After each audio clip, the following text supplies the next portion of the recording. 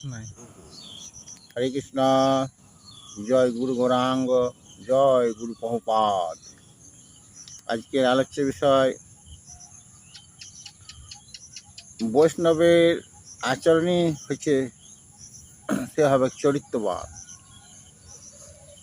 মানে বৈষ্ণব হবেন চরিত্রবান। তো দেখুন, গীতায় ভগবান শ্রীকৃষ্ণ অর্জুনকে বলেছেন যে হে অর্জুন, তুমি চরিত্রবান হও। দেখুন, আধ্যাত্মিক পথে উন্নতি করতে গেলে প্রথমে আধ্যাত্ম শব্দের অর্থ জানতে হবে। তো আধ্যাত্ম শব্দের অর্থ হচ্ছে স্বভাব। তাহলে স্বভাবের উন্নতি মানেই হচ্ছে ধর্ম। তাহলে বৈষ্ণব হতে গেলে আগে চরিত্রবান হতে হবে। তখন চরিত্রবান বলতে কি বোঝায় না, ভক্তিবিনোদ ঠাকুর বলেছেন যে বৈষ্ণব চেনা বড়ই দুর্লভ।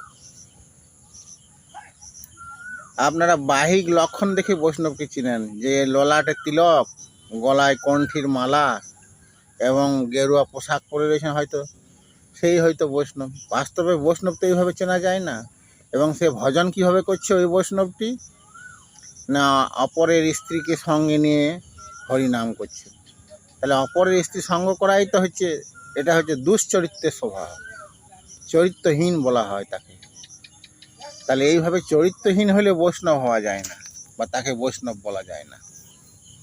তাহলে এখন আমাদেরকে চরিত্রবান হতে হবে। তো চরিত্রবান কিভাবে হওয়া যায় না, প্রভুপাদজি বললেন চরিত্রবান হতে গেলে চারটে জিনিস মেনে আমাকে হরিনাম করতে হবে। চারটে জিনিসকে মানতে হবে: অবৈধ স্ত্রী সঙ্গ, নেশা আদব্য, দ্রুত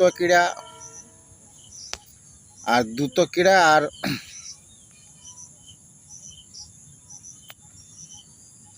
আর আমিষ আহার, এটা বর্জন করতে হবে। চারটি বর্জন যেই করতে পারবে সেই প্রকৃত মানুষ হবে। তাহলে প্রকৃত মানুষ না হলে কীভাবে বৈষ্ণব হবে? আগে তো প্রকৃত মানুষ হতে হবে, মানুষের জীবনযাপন করতে হবে, তবেই তো বৈষ্ণবের জীবন শুরু হবে।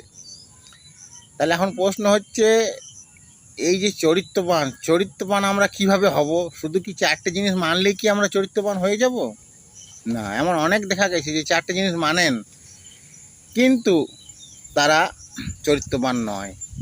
তাহলে চরিত্রবান হতে গেলে, স্বভাবের উন্নতি করতে গেলে মেইন গুরুত্বপূর্ণ জিনিস হচ্ছে গুরুর কাছে সমর্পণ করে গুরুর আদেশকে অক্ষরে অক্ষরে পালন করতে হবে। তো গুরুর আদেশ পালন মানে হচ্ছে সবথেকে গুরুত্বপূর্ণ জিনিস হচ্ছে গুরু যে নামের অভ্যাসের কথা বলেন, সেই নামকে খুব সুন্দরভাবে করতে হবে।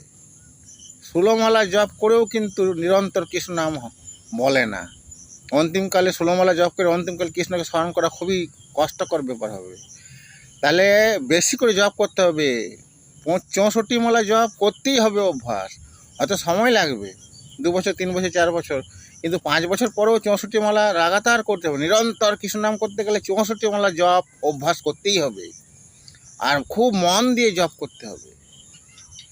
আমরা ভক্তি 64 প্রকার অঙ্গ রয়েছে, সেই 64 প্রকার অঙ্গকে যদি আমরা এখন নাম জপকে যদি বাদ দিয়ে দিই, 63 অঙ্গটি যদি সুন্দরভাবে পালন করি ভক্তির, তাহলেও কিন্তু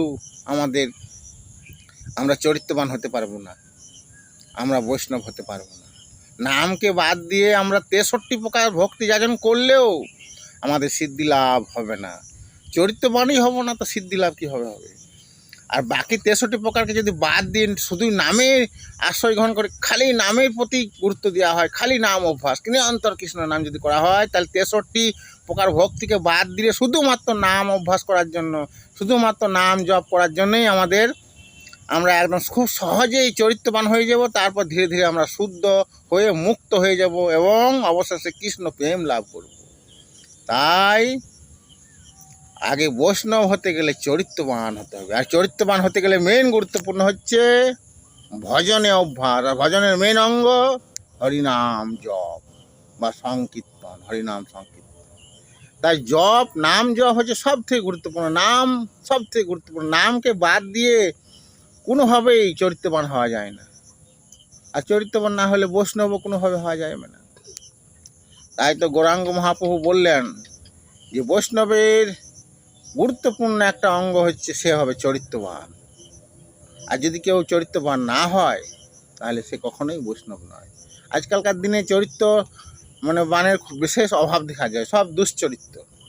বৈষ্ণবের আচরণ, বৈষ্ণবের বেশভূষা বাইরের দিক থেকে দেখতে পাবেন খুব সুন্দর, নাম প্রচার করছে, কিন্তু তারা ওই কামিনী কাঞ্চন অর্থাৎ যৌন সঙ্গে লিপ্ত ম্যাক্সিমাম। বড় বড় মঠের সন্ন্যাসী, বড় বড় মঠের যারা আচার্যদের, তাদের মধ্যে এরকম ধরনের দেখা যায়। তাই তো ব্যাসদেব ভাগবতে বলেছিলেন যে কলিযুগে বৈষ্ণব চেনাও বড় দুর্বল, বৈষ্ণব পাওয়াও বড় দুর্বল, এবং মঠ মন্দির বড় লোকদের খামারে পরিণত হবে। আর সেটাই কিন্তু দেখা যাচ্ছে।